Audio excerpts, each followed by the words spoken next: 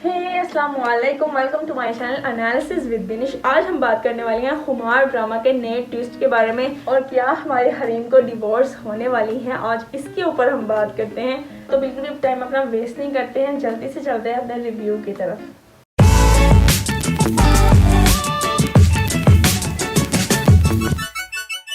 First यहाँ पे सबसे पहले मैं बात करूंगी रेयान के बारे में। रेयान के साथ भाई बहुत बुरा होने वाला है, क्योंकि वो जो उसने सारे शेयर्स अपने बेच दिए हैं और सारी टोटल अपनी अमाउंट इन्वेस्ट कर देगा वो अपने ससुर के सारे बिजनेस में। तो इनके साथ अच्छी खासी होने वाली है, क्योंकि जैसे ही वो पूरी अमाउंट सारी की सारी अपने फादर इन लॉ के पास ट्रांसफर करवाएगा और वहाँ पे इन्वेस्ट कर देगा, जो इसकी जो बीवी है, जब इसके फेवर अभी से इतने ज़्यादा बदले हुए हैं, वो अपनी इसकी माँ से भी इतनी ज़्यादा बदतमीजी करती है, तो जैसे ही सारी अमाउंट पे सेंड कर देगा उसके बाप के अकाउंट पे, तो ये भाई उसके भी तेवर बदल जाने वाले हैं और इसको भी कहेगी भाई मैं तुम्हें क्या समझती हूँ, तुम तो भाई अपने बाप को भी धोखा दे के आ गए, तो तुम हमें भी दे सकते हो, तो निकल जाओ यहाँ से, दफा हो जाए। मतलब कि किक आउट करवा दिया जाएगा। ये वहां से भी और यहाँ से भी, दोनों साइड से यही इसके साथ होने वाला है। यहाँ से वो छोड़ के गया, वहां से उसको निकाल दिया जाएगा और फिर दोबारा वो इन्हीं के पास आएगा। तब तक जो मैंने जो प्रोडिक्शन की थी मेरे पहले खुमार के रिव्यू के ऊपर, हमारा फाइज इस बिजनेस को स्टैब्लिश करेगा, ये कंपनी डूबेगी, नुकसान देगी इस रेयान की वजह से। देन उस टाइम पे फिर जाके हमारा जो ये फाइज है, ये फाइज एक अच्छा खासा बिजनेस को दोबारा से स्टार्ट करेगा और दोबारा से इसको सेट करेगा। तो वही सारी कंडीशन वैसे ही हो रही है जैसे मैंने आपको बताया था। तो इस बात पे वीडियो को लाइक तो बनता है और चैनल को सब्सक्राइब भी जरूर कर दीजिएगा। जहां तक मुझे लगता है किसी का हो या ना हो, मुझे इस नासिर का बहुत अच्छे सा रिवेंज चाहिए। इस नासिर ने जितना कुछ बुरा किया है, मेरे अकॉर्डिंग इसका बहुत बुरा अंजाम दिखाना चाहिए। एटलीस्ट उसने इतना कुछ कर दिया, उसकी जिंदगी को बार बार उसने डिस्ट्रॉय करने की कोशिश की है, तो इस नासिर का तो वाकई में एक अच्छा खासा बुरा अंजाम हमें दिखाना चाहिए इन लोगों को, क्योंकि इसके बिना हमें सेटिस्फेक्शन नहीं मिलने वाली। तो डेफिनेटली इनको ये चीज़ दिखानी मस्टली बनती है।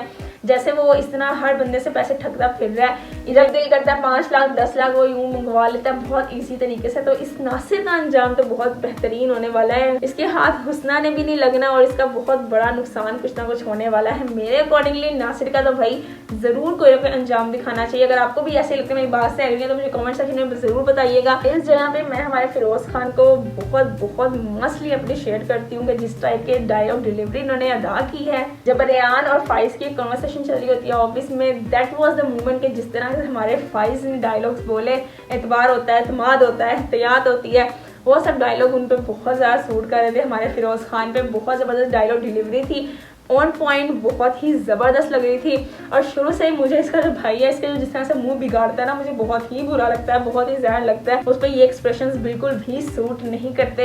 एक बंदे को चिड़चिड़ाने वाले एक्सप्रेशंस देता है। तो जब इसको किक आउट होगा ना वहाँ से इसकी बीवी के घर से, सीरियसली यार मुझे तो बड़ा मजा आने वाला है। वो देख के हमें बहुत ज़्यादा सेटिस्फेक्शन फील होने वाली है, क्योंकि इसका जो भाई है रेयान, ये शुरू से ही, वैसे सारे कहते हैं कि जो फाइज है वो एक इरिटेट पर्सन है और दूसरों को परेशान करता है। हालांकि जितना मैंने जब से ड्रामा में देख रही हूँ खुमार, तो मुझे जो बड़े भाई का रोल हमेशा अच्छा दिखाया जाता है। तो यहाँ पे उस पूरी इमेज का इस बंदे ने सत्यानाश कर दिया हुआ है। भाई का इतना मतलब ही होना दिखाया गया है। शुरू से ही बंदा भी मुझे तो पसंद आ नहीं रहा था। अगर आपको पसंद नहीं आ रहा था तो मुझे कमेंट सेक्शन में जरूर बताइएगा।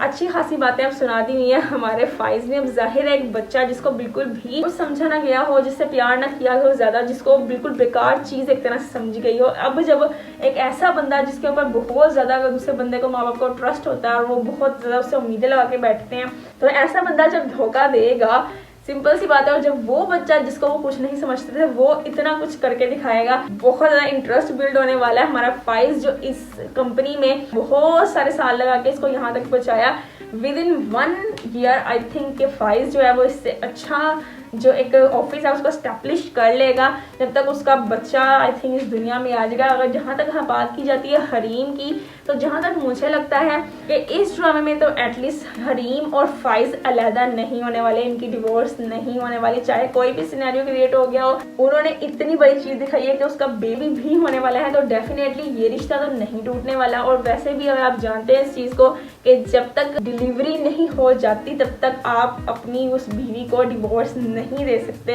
डिवोर्स नहीं हो सकती। अभी हमारा ये जो फाइज और हरीम का रिश्ता ये बहुत ज़्यादा देर तक चलने वाला है, यहाँ तक कि प्रेगनेंसी भी हो जाएगी और तब तक बहुत सारे हालात चेंज हो चुके होंगे। फाइज अच्छा बिजनेस खड़ा कर चुका होगा और हरीम की भी अपनी खुद की अच्छी सी पर्सनैलिटी होगी। देन उस टाइम पे सच्चाई ये सब उनके सामने आएगी कि उसकी माँ जो है वो क्या क्या करती रही है, हरीम के साथ क्या हुआ है, सच्चाई क्या है।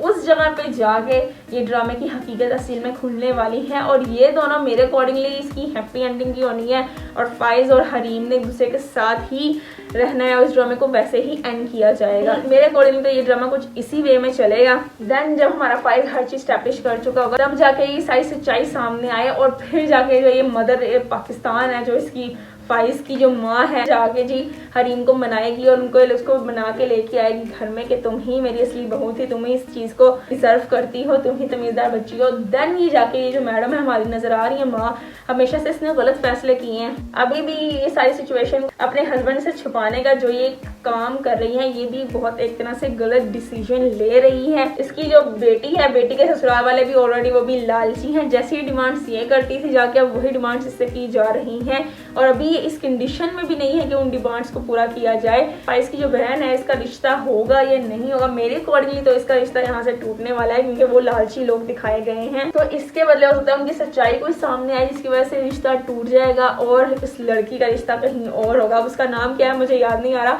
अगर आपको फाइज की बहन का नाम अगर आपको याद है मुझे कमेंट सेक्शन में जरूर बताइएगा। तो रेयान के साथ तो होने वाला है बहुत ज्यादा धोखा। बहुत अच्छी बात है जिस तरह की करतूत शुरू से करता आ रहा है, इसके लिए इसका इतना तो इसके साथ ऑफ कोर्स बनता ही था और यही इसके साथ होगा। और इसकी बीवी भी इसको धोखा देके इसको किक आउट करा देगी कि यहाँ से तुम जाओ, तो घर से निकाल देगी, तुम्हारे पास है ही क्या, तुम्हारे पास कुछ भी नहीं है और जो कुछ हिस्सा था और शेयर्स थे और ऑलरेडी वो उसके बाप के बिजनेस में इन्वेस्ट कर चुका होगा जहां से उसको कुछ मिलेगा भी नहीं। तो बहुत सारा मजे का सीन ही होने वाला है, बहुत अच्छा सा सिनेरियो क्रिएट होगा इस ड्रामे में। अब मुझे इस ड्रामे को देखने में मजा आ रहा है। पहले तो मुझे वही घिसी पिटी स्टोरी लग रही थी कि लड़की मजलूम है जिसके ऊपर जुल्म होता रहता है, वो कुछ कहती नहीं है, वो घर से निकल जाती है, डिवोर्स तक बात पहुंच जाती है। लेकिन अब फाइनली जब हर चीज बाहर खुल के आएगी और हीरो की बारी आने लगी है तो वो चीज़ बहुत ज़्यादा मज़े की लगेगी। अब मुझे ये ड्रामा देखने में मज़ा आने लगा है। आपको इस ड्रामे को देखने में अब मज़ा आ रहा है या नहीं आ रहा है मुझे कमेंट सेक्शन में ज़रूर बताइएगा। रहा वो जो उसका अंकल है जो कि है दूसरा उसका बॉस, अगर हम वहाँ देखा जाए कि उससे इसकी शादी होगी या नहीं होगी, जैसे उसकी माँ बोलती है कि अगर वो अनमैरिड है तो उससे रिश्ता भेज के उसको प्रपोज करके उससे शादी कर लो, तो भाई वो मैरिड है, जाहिर सी बात है जब तक डिलीवरी नहीं होती है उसकी डिवोर्स भी नहीं हो सकती। तो जब डिवोर्स नहीं हो सकती जाहिर है वो कहीं और शादी नहीं कर सकती और ऐसा इस सब चीज़ में हमारा फाइज बहुत कुछ जान जाएगा।